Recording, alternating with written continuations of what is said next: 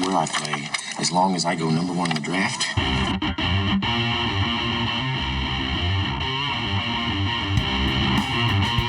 From the Erie Otters, Connor McDavid. From the London Knights, Mitch Marner. From the Western Hockey League's Brandon Wheat Kings, Nolan Patrick.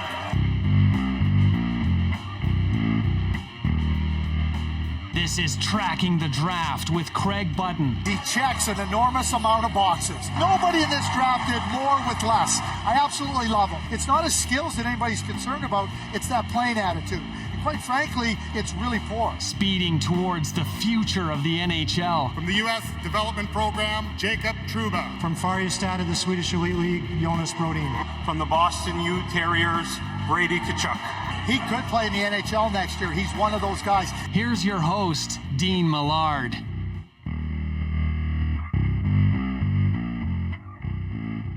Hello there, and welcome to Season 3, Episode 2 of Tracking the Draft with Craig Button, the Director of Scouting for TSN and former GM in the NHL, will be along shortly. My name is Dean Millard, and it is great to have you here where the stars of tomorrow are discovered and discussed. And we're kicking off our year in player discovery and discussion. First episode, we basically just recapped Craig's top 10 list. Now we're going to get into individual players. And here are the three players we're going to be talking about. In top shelf talent, it's Aleksanteri Kaskimäki out of Finland. In the next wave, we'll be talking about Tyler Brennan, goaltender for the Prince George Cougars. And in Time Machine, it's UFWJ, Ultimate Fantasy World Junior Time Machine. So we're going to look ahead to some key performers that you'll want to know about if you are one of the 10 franchises in the Ultimate Fantasy World Juniors. And Attu Raty is the guy today we will be talking about. Very talked about player last year in the draft and having a fine season this year.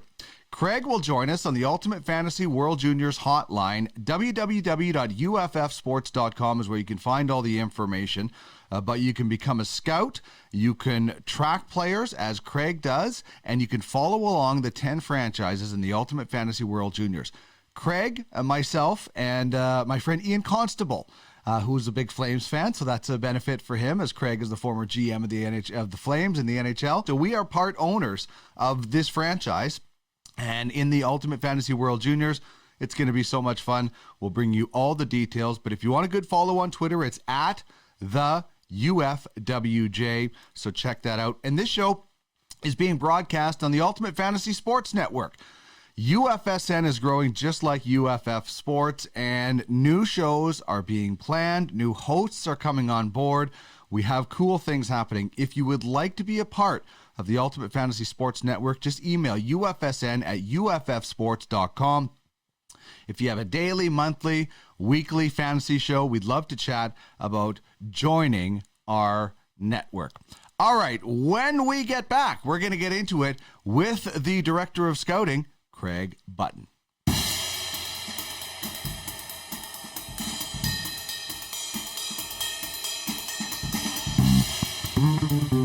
Here he is, the Director of Scouting for TSN, former GM of the Calgary Flames, and a Stanley Cup champion with the Dallas Stars.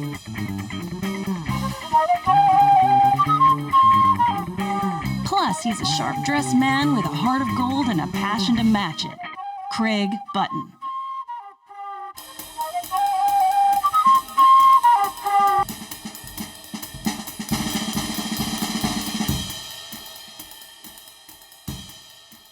Well, Craig, I am proud to say, as of now, that you are not just somebody I host terrific podcasts with, but now we're co-owners, along with Ian Constable, who is a huge Flames fan, so I know he's a big fan of yours, and we own an Ultimate Fantasy World Junior franchise, and the third pick in every round, so we worked hard to get you a top pick, and now Ian and I get to put our feet up and watch you do all the work, right? Is that how this works? Oh, I see. Okay. So then here's how it goes. Okay. So if I'm doing all the work, just understand that I know that I have to take the blame but I still get all the credit. You don't get to piggyback on my success if that's how you want it. I'm sure we'll have a few thoughts and opinions on how, but in all honesty, we will rely on your knowledge to pick hopefully a championship team. And this is just going to be so much fun. It's going to be so much fun for us watching it, and for you working at this tournament kind of gives it an extra special ring to it. Well, I mean, I think a couple of things. The World Junior Tournament is really about the next wave of players that we're going to see in the NHL. I mean, this is a tremendous best-on-best tournament. It brings together a competition with the best players in this age group that aren't in the NHL. So it's a great opportunity, not only for the players to measure themselves against one another, but for the fans to watch players that have been drafted by their team, players that will be drafted, and to see them with their own eyes. And really, what I would say, what they should be doing is getting excited about the future, because the World Junior Tournament has so many terrific players. And for me specifically, in most years, I've watched these kids play since they were 15, 16 years of age. And there's a build up to the tournament. Now, there's, with the pandemic and with the disruption in playing schedules, there's some players you haven't seen as much. But, it's always fun to start to talk about players that you've seen and you've seen their progress. And, hey, we get to test our acumen and our abilities to select a team that hopefully can be successful, just like every team comes into the tournament with their eyes on the gold medal. You betcha. Only 10 teams in the tournament and only 10 in the UFWJ, and we're working hard on things. And we're going to talk today, as we normally do on this show, top shelf talent player, a next wave player who is outside of the top 40 on the Craigslist. And then we're going to do a time machine edition until the World Juniors and take a look at Ultimate Fantasy World Junior Watch. So the first player we're going to talk about is in your top 40. So this is a player for the 2022 draft. Aleksanteri Kaskimäki, a center, playing for HFIK U20 in the SM-sarja League. He was taken by Draftin Europe in the UFHL scouting business. And what a start. 15 goals, 12 assists in 19 games, ranked 26 on your Craigslist. And this is a guy I don't know a lot about, and I think there's a lot of people that are maybe learning about this player a little bit. Yeah, and I think one of the things you have to be really, really cognizant and aware of as you're evaluating players, you're talking about a player that's young. Okay, that's number one. And so what you're looking at is not only what he does currently, but what do you think his potential is going to be? And I think with Aleksanteri is that one of the big things is he's got a terrific brain. He's got a terrific brain. He thinks the game well. He understands, what he has to do in so many of the different situations that he gets confronted with in the game. And he's a big time competitor. I mean, he gets invested in the game, in its hard areas, in its demanding areas. And one of the things that becomes very noticeable about him, there's no shortcuts to his game. So when I watch a player like this play now, and I see somebody that, how much potential does he have? And I start to think, what, he's got potential to really grow and to get better. We want the NHL attributes to be, so present when we first see them. But it's not so much at times, it's obvious with the top end guys. It really is. But you have 90% of the players are in some form of progress, and they're in some form of developing and improving in those areas. And what I see in Kaskimäki is the ability, what I call lots of room for improvement, lots of room to improve. So when you look at what he's done, when you look at his ability to compete and work at it, and the brain, which I think all translate, I see a lot of NHL attributes. And if his skating was already elite and his physical maturity was more developed, we'd probably be talking about him in a higher part of the draft. But that's okay. I don't look at it. I look at a player that's got, and I'm going to continue to watch. It's November. We got December. We got January, February, March. Players grow so much.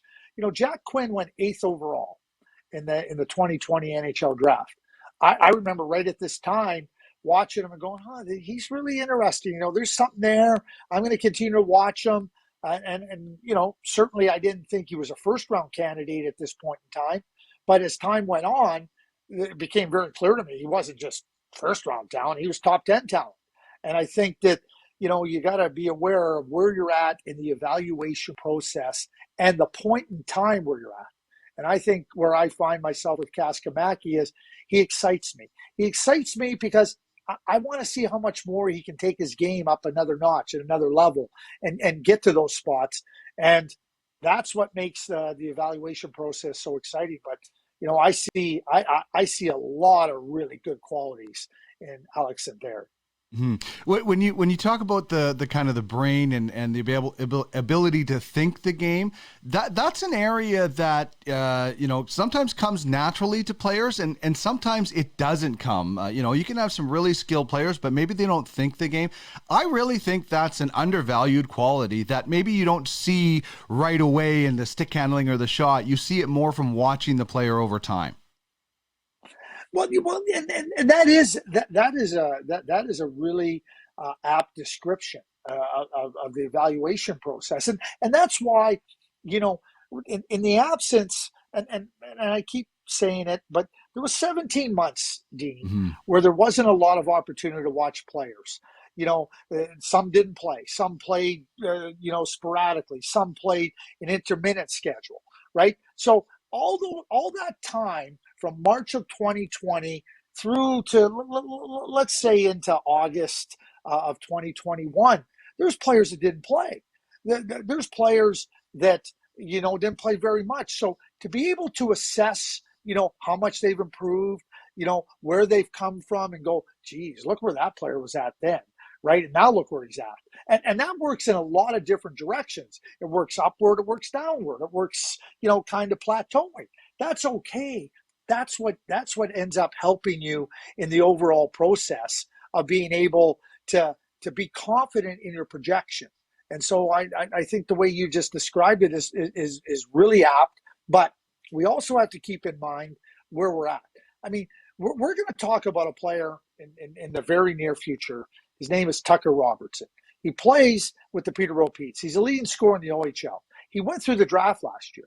Okay. And I know, talking to NHL scouts, they said, you know what? There's a number of players in the 03 age group that didn't get drafted, that they're going to have to really spend time on getting to know all around the world. Tucker Robertson is but one player. You know, you start to think, how did he go through the draft? He played as a 16-year-old and in March, and then he didn't play again until the beginning of this year. That's 17 months of no playing. Well, who was able to evaluate him? How were you able to evaluate him? And, you know, at the end of it, now you're watching, now you're going to take this point in time from that point in time and then continue to watch and see how much he can progress. It's no different than Kaskimäki. It's no different than Shane Wright. You're taking the time and what I like to call data points. Okay, here's where he was at. Okay, here's where he's at now. What do you see? Because ultimately, it comes down to one thing, and it really does. And to put it in its simplest form, what you're trying to do is you're trying to take all that tracking of the draft and of the players to project where you think they can be in 3-4 years' time. That's what it's all about. And there's going to be risers and fallers throughout the year, and depending on, you know, everybody's rankings don't really matter, because it matters what happens actually at the draft, and that depends on what NHL team is thinking as we move on to the next wave. And these are players ranked right now outside of the top 40, but as mentioned, lots of movement. And Tyler Brennan is a goaltender for the Prince George Cougars of the Western Hockey League. Alpine Prospects has him listed in their stable, and a goals against average of just under 3, a save percentage of just over 910 in 10 games so far, and as mentioned, ranked 63. Watched a little bit of video on him. I really like how he gets across the crease, and one of the things I look for in goaltenders is just, you know, how comfortable and how easy it looks for them. And this guy, he makes it look really easy getting from post to post, or, you know, challenging the shooters and things like that. That's the first thing that stood out for me. Well, and Dean, I mean, you're a former goaltender, and you know the position, and you've watched the position. So your description right there, You said how easy they make the position look. I call it economy of movement, economy of effort. And I think Tyler absolutely fits the description of what you just outlined. And, the goaltenders are like any other position. They have talents that are necessary, skills that are necessary for them to move up along the path. Well, then they have to learn a more technical aspect of the game in goaltending. And it's like pitching. You've heard me say this before. A pitcher has to learn how to pitch. A goaltender has to learn how to goaltend. And I think with Tyler, what you're seeing is some advanced ability technically. And the players are getting better coaching at a younger age. They're being directed technically at a younger age. We see it in football in the NFL with rookie quarterbacks coming in that have been really, really schooled on the technical aspects of the game. It doesn't mean you're not still developing, but you're a little bit ahead of it. And I think when it comes to Tyler, he's got the physical attributes, he's got the skill attributes, and he certainly plays the position with a technical acumen that when you go back to projecting what he could be in the NHL, when he's 21, 22, 23, who knows, maybe when he's 25, then you're looking at somebody that could be a really good, solid number one goaltender. You know what?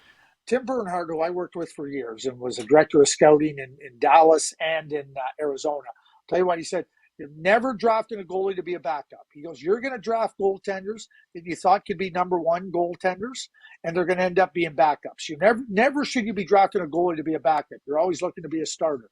But I clearly see Tyler Brennan as a number one goalie. Well, and that is a good point. And the other thing that I'll point out is that this is a guy who is, first of all, he's a good Manitoba kid, but he played in he played in the John Reed tournament and performed very well. That's a tournament I love getting out to in St. Albert when I can.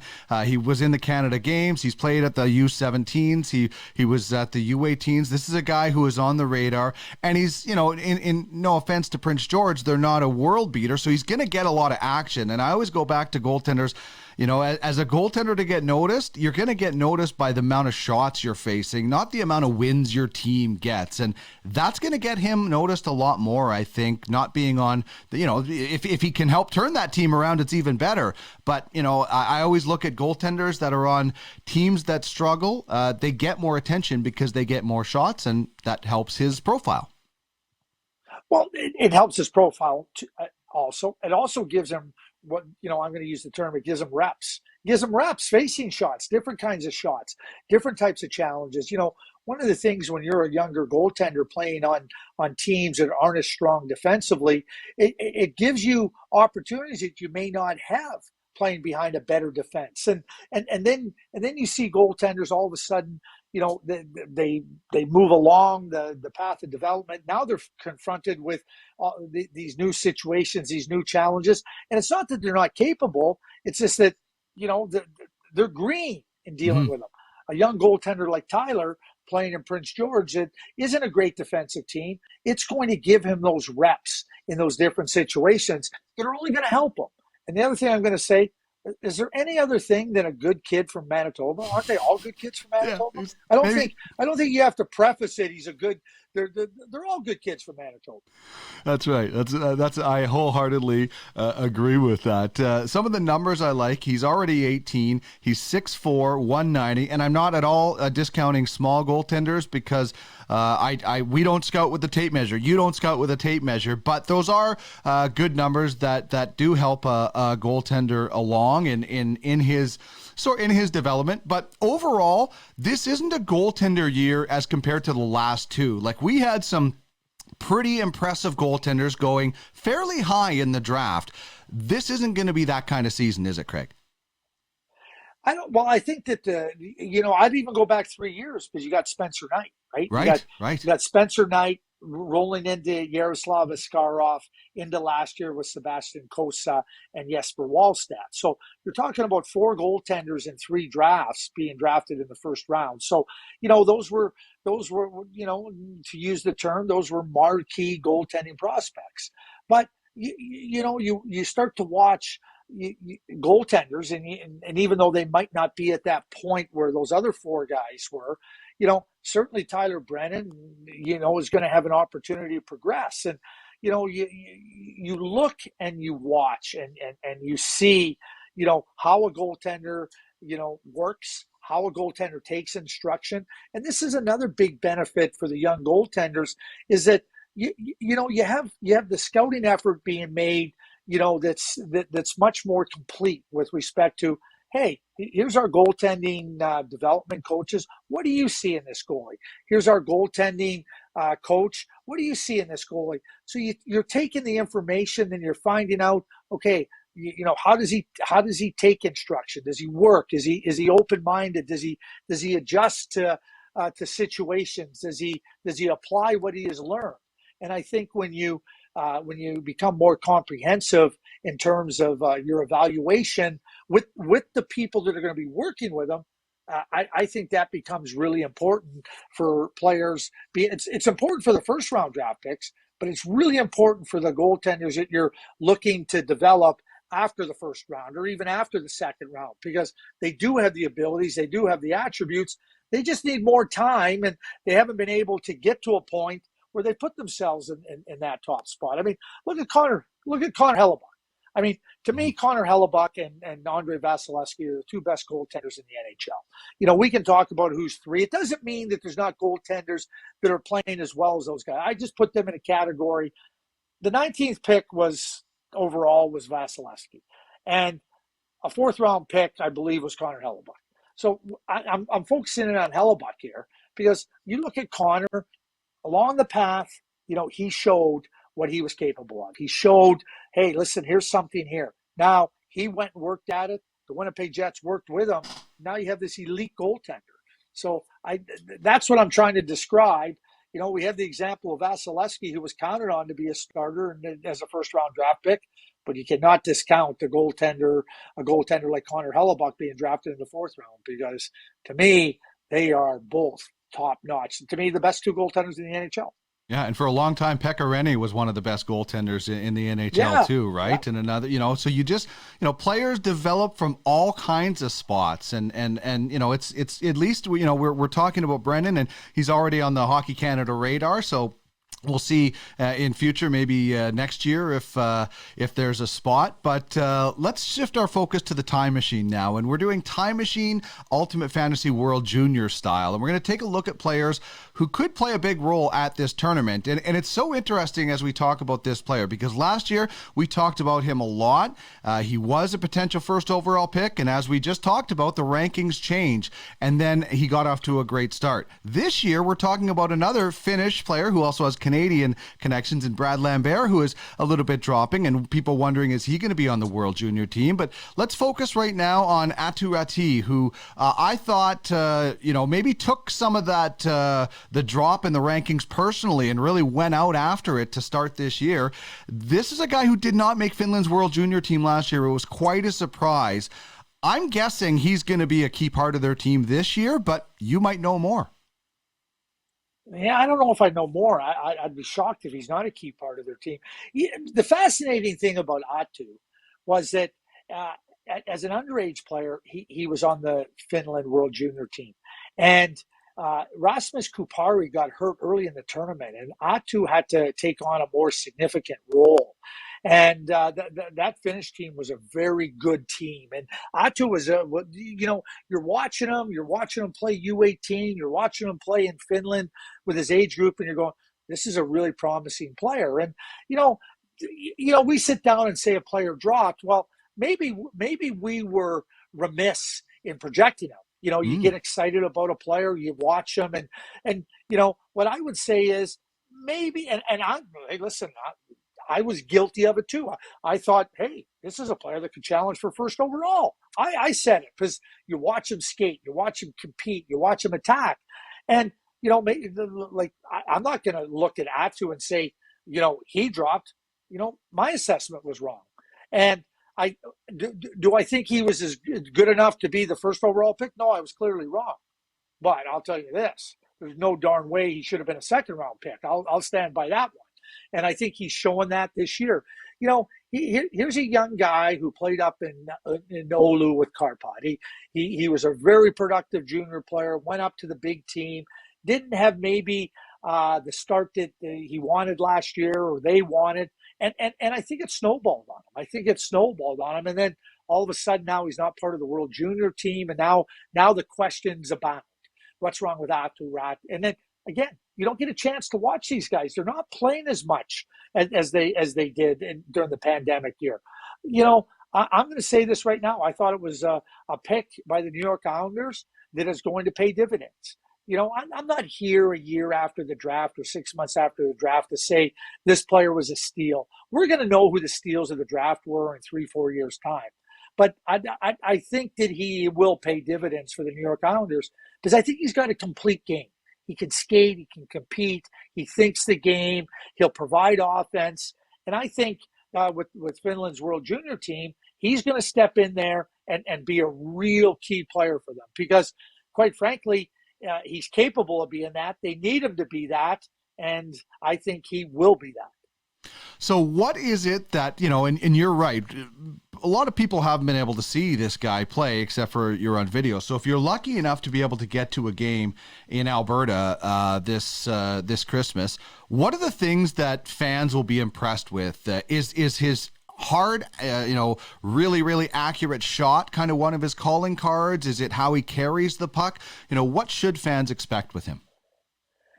There's two things that I would start ahead of the shot and everything. Number one, he's an excellent skater, and the skating is so good. Like he's got speed, he's got quickness and agility, and he can speed up or slow down. But he's in attack mode, and he uses that skating to attack. He attacks you offensively. He attacks you defensively. He's a player that he wants to put opponents on their heels when he's attacking offensively, and when he's attacking you defensively, he wants to push you out of space. He wants to take you out of off the path that you want to go on, and that leads to the second thing. He's competitive. He's not interested in fiddling with the dials. He wants to take the puck into the guts of the action. And he wants to deny opponents from getting to the guts of the action. And then everything else goes from there. He's a smart player. I think he's got a really good shot. He'll make plays offensively. But defensively, he understands, hey, you know what? Playing defense is hard. Playing defense requires a real diligence to detail, and it requires a real diligence to engage in competitive areas, what I call body-on-body battles for space. Doesn't mean running over people. You don't have to deliver big hits. It's just saying, you know what, I know where you want to go. You're not getting there because I'm going to deny you. And I think that defensively, he's ready to deny the offensive opponents, and offensively, he doesn't let himself be denied. And then the puck handling skills, the shot, the passing, that takes off from there. But those are the two areas that I would put as his leading attributes that to me make him a player, like I said, is going to pay dividends for Team Finland at the World Junior Tournament in the immediate future and down the road for the New York Islanders. And possible they will pay dividends for somebody owning an Ultimate Fantasy World Junior team, and maybe that'll be our franchise. Who knows, depending on our strategy. But the Ultimate Fantasy World Juniors is the first World Junior Dynasty League. Just 10 franchises available, and Craig joins us on the UFWJ hotline. So we've auctioned off the franchises. The draft is December 18th and 19th, and now people can check out all the action through the World Ultimate Fantasy World Juniors, and we'll get to see Canada, Finland on New Year's Eve. That's kind of that marquee matchup. I think the pool in Red Deer is absolutely dynamite, but anytime Canada plays on New Year's Eve, I look forward to it, and I look forward to what this Finland team will be like. Listen, the Finnish team is going to be good. They're going to be strong. They're going to provide what I call the real strong sense of esprit de corps. They play together. And, you go to tournaments, I don't care where you're at. What you see with Finland is they play together. And you go in, you go, oh, yeah, maybe they're not so talented. And then all they do, they just proceed to be competitive. They proceed to find ways to be successful. And it's at every level. It's in the women's game. It's in the men's senior game. It's in the junior game. It's in the U18, U17, and that's what they have. They have a strong esprit de corps. And I think that when you look at Finland, they know how they want to build. They are going to be competitive. That game for Canada on New Year's Eve is going to serve as a real significant test going into the quarterfinals, because Canada is not going to have any problem being in the quarterfinals, nor will Finland. But this is going to be a good team. And Dean, in a couple weeks' time, I'll give you my predictions on who I think will be the last 4 teams standing and whatnot. But all I'm going to say right today is never bet against the Finns. Just don't bet against them. Despite sometimes an urge to bet against them, just say, I'm not betting against them. Just don't bet against the Finns because they're that good. So I think they're going to be very good. Topi Niemela, who was named the best defenseman at the World Junior Tournament last year, is having a fantastic season with in the Finnish SM Liiga. And there's no doubt him coming to the World Junior Tournament is going to be a real significant player, not just for Finland, but in the entire tournament. And, another player that Toronto Maple Leafs fans can get excited about, if you want to watch a Finnish team with some really good players, Roni Hirvonen, who was drafted by the Flames, you got Brad Lambert, who's going to be on the team, should be on the team. He played last year. I'll be surprised if he's not on the team. You have Joakim Kemmel, who's coming back to play at the beginning of December after being off for 3 to 4 weeks. We're talking about a top 5 NHL draft pick for 2022. There'll be lots to watch on Team Finland. Yeah, and the one thing that you never get an easy game. You might win the game, and you might win by a couple of goals, but you don't get an easy game against the Finns, that's for sure. No, you don't. Yeah, and even if you get the lead on them, even if you jump on them and get going on them, like it happened in Czech Republic in the semifinal with Canada and Finns, and Canada jumped on them. They jumped on them early, and they just. But okay, great. The Finns are so good at just saying, okay, yeah, the first period wasn't very good. We got behind, but the second and third period is going to be hard. That's the beauty. Like they just play. And they understand that there's going to be times when they're on the right side of things. And sometimes, like any team, you end up on the wrong side of things. But they're going to play. And they're going to play hard. And they're going to make life difficult for you as an opponent. If you go in with that mindset, understanding who your opponent is, your chances are enhanced to have success. If you underestimate the Finns, you are decreasing your chances for success. Indeed. Great stuff as always, Craig. Thanks very much for joining us, and we'll chat next week. Always a pleasure, Dean. This is a serious message. Craig Button joins us on the Ultimate Franchise Fantasy Sports Hotline. Become a scout and make money while providing prospects to the Ultimate Franchise Hockey League. What you talking about, mister? Pay that man his money. I'm your huckleberry. Check out the details at www.uffsports.com. It's serious. I like it a lot. I said we got a winner. UFFS. You own the game. All right, another great conversation with Craig Button, the Director of Scouting for TSN. He is also the president of the hockey part of High Level Scouting, and he's a big part of Duckman's domination. So Craig's in to UFF Sports, and now he's a part owner of a UFWJ franchise. That is going to be so much fun. I always look forward to the World Juniors every year. Now it's even more. And we'll also be doing Craig's Counsel, story time, scouting tips, and more a couple of times throughout the year, once at the midway point, and then at the very end we do it as well. So if you have a question for Craig, you want to know something about scouting or players or a story about a player or anything like that he scouted or was the GM for, trackingthedraft@gmail.com. That's trackingthedraft@gmail.com. All right, that is going to wrap things up. Thank you very much for joining us on the program. We have a huge edition of UFHL Now tomorrow, Friday, November 26th. Larry Fisher and I are going to unveil the first 3 NHL NFT players. You do not want to miss that. UFHL Now tomorrow, 6 p.m. Eastern, right here on UFSN. Big thanks to Craig Button, as always, for joining us. Have yourselves a great weekend, and happy Thanksgiving to all of our American viewers. Take care. This has been Tracking the Draft, where the stars of tomorrow are discovered and discussed. For Craig Button, I'm Dean Millard.